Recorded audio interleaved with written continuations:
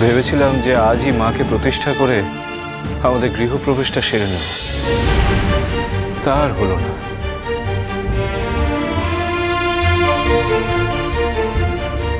তাহলে কি আজ কোনোভাবে মায়ের বিগ্রহ প্রতিষ্ঠা করা যাবে না? কি করে যে কি হবে তাই তো বুঝতে পারছি না। কপালে যে কি লেখা আছে তা কে জানে। তাহলে কি এখন আমরা কুটিরে ফিরে যাব? সেছাড়া তো আর কোনো উপায় নেই সর্বাণী। চলো কুটিরেই ফিরে যাই, আসো।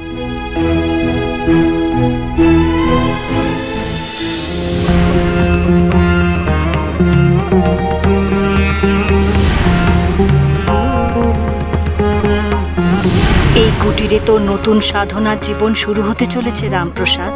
এই কুটির একদিন তোর বাসস্থান হিসেবে ইতিহাসে স্বর্ণাক্ষরে লেখা থাকবে, আর আমিও এখানেই থাকব। এটা শুধু তোদের সংসার নয়, আমারও সংসার। আমি জানি আমার সংসার কিভাবে গুছিয়ে নিতে হয়।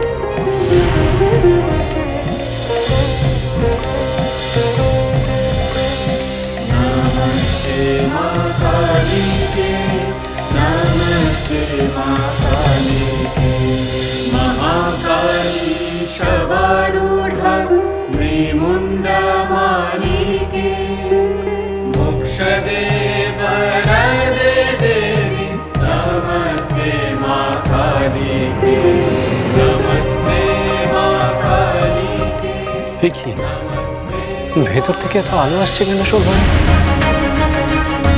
এত জোরালো, এ কিসের আলো?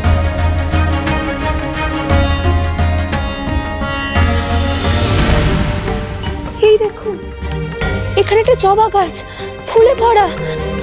সত্যি তো, এর আগে তো কোনো জবা গাছ এখানে ছিল না। এই দেখুন, আলপনা কে দিয়েছে এখানে? সর্বাণী, আসুন দেখে একবার ভেতরে আসুন।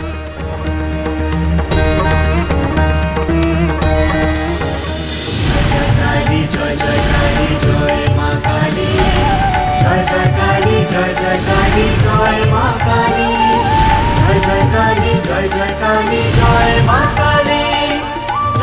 দেখি এত প্রদীপ এখানে কে জানলো?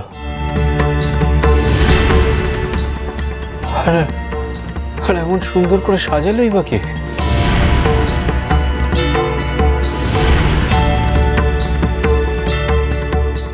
না না না না, এ তো পরিত্যক্ত বাড়ি, এখানে তো কেউ আসবে না। তবে তবে কে এমন করে? তবে কি তুই এসেছিলিস রে মা? তোর এই ছেলে তোর পুজোর সামগ্রী জোগাড় করতে পারছে না বলে তুই এসেছিলি মা? নিজের হাতে নিজের পুজোর সব কিছু তুই সাজিয়ে দিয়ে গেছিস মা। ওই দেখুন, মাটির পাত্র বানানোর চাকা। এটাই বা এখানে এলো কি করে? হ্যাঁ তাই তো, আমি তো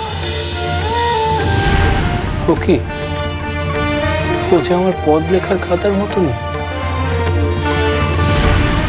মা এসেছিলেন সর্বাণী। মা? আরে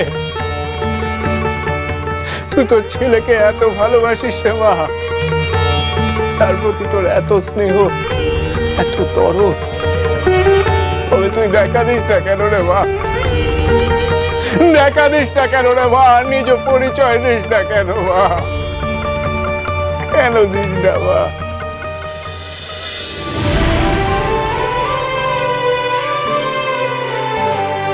মায়ের চরণ তলে স্থান লব আমি, অসময়ে কোথায় যাব? চরণ তলে স্থান লব আমি, অসময়ে কোথায় যাব? মায়ের চরণ তলে স্থান লব।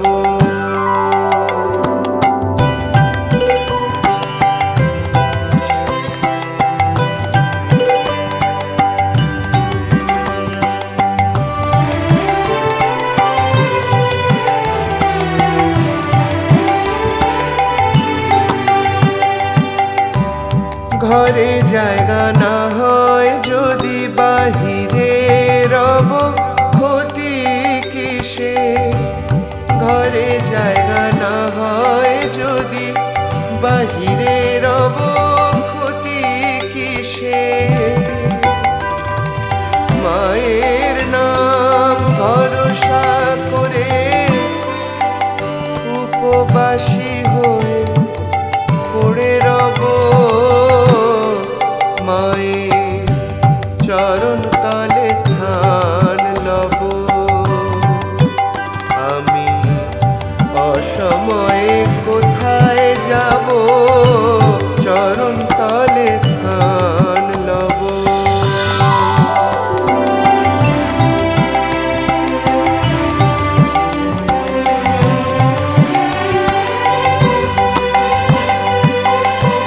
প্রসাদ বলে উমা আমার বিদায় দিলেও নাহি যাব প্রসাদ বলে উমা আমার বিদায় দিলেও নাহি যাব আমার দুই বাহু প্রসারিয়া চরণ তলে পড়ে প্রাণ ত্যাজিব মায়ের চরণ তলে স্থান লব এত কিছু করেও বাগে আনা গেল না কোনো না কোনো উপায় ঠিক পার পেয়ে গেছিস মশাই চিন্তা করো না সোজা আঙুলে ঘি না উঠলে আঙুলটা বেঁকাতেই হয় ওর মহানন্দে পুজো করা আমি বের করছি কি করবেন কিভাবে ও রামপ্রসাদের পুজোয় জল ঢালবেন জল কেন ঢালবো ওর এই পুজো শেষ হওয়ার আগেই এই কুটির পুড়িয়ে ছারকার করে দেব তারপর দেখবো এরা কোথায় যায় কোথায় আশ্রয় পায় আমি অসময়ে কোথায় যাব মায়ের চরণ তলে স্থান লব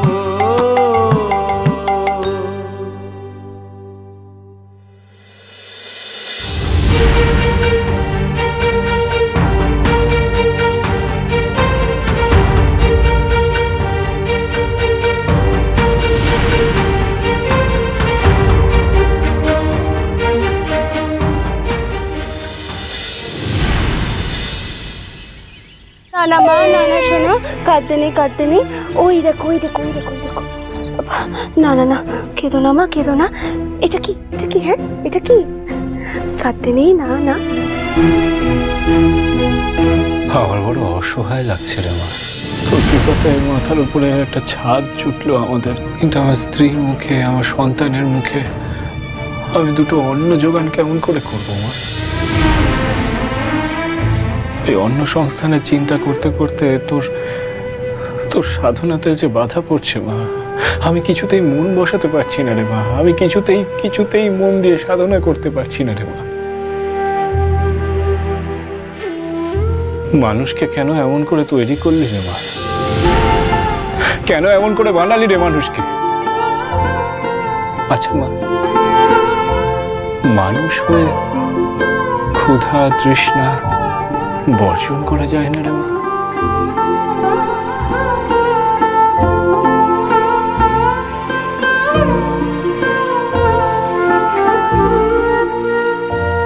আপনি যদি কিছু মনে না করেন একটা কথা বলবো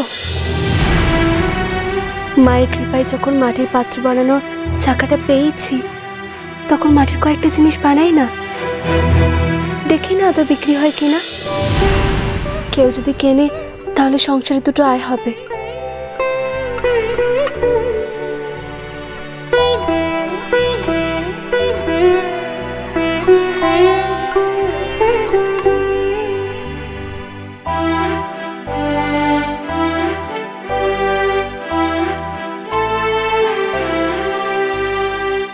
না না তা কেমন করে হয় আমি কি এতটাই অপারগ যে আমার পরিবারের জন্য আমি দুটো অন্ন জোগাড় করতে পারবো না আচ্ছা আপনি পরিবারের জন্য দুমুটো অন্ন জোগাড় করবেন বলে কি লাল বস্ত্র ধারণ করেছেন মায়ের সাধনাই হলো আপনার ধর্ম ও কর্ম, কিন্তু আপনি হয়তো সেটা চিন্তায় ভুলে যাচ্ছেন। সেই কারণে এসব কিছু না ভেবে আপনি মায়ের সাধনা করুন, আর আমি মাটির জিনিসপত্র বানাই। কিন্তু এই সমস্ত জিনিসপত্র কিনবেই বা কে? কাকে বিক্রি করবেন আপনি? আগে বানাই, তারপরে তো ভাববো। কদিন আগে অব্দিও ভাবিনি কোথায় থাকবো। থাকার ব্যবস্থা করে দেওয়ার মতন যখন মানুষ ছিল, তখন কেনার মতনও মানুষ জোগাড় হয়ে যাবে। সর্বাণী, আপনাকে আমি যত দেখেছি, যত চিনেছি, তত অবাক হয়ে গেছি। আপনি কোন ধাতু দিয়ে তৈরি বলুন তো? কোথা থেকে পান এত মনের জোর? আপনি যদি না থাকতেন আমার কোনো গতি হতো না। আপনি কি যে বলেন না, আপনি আছেন বলেই তো আমরা আছি।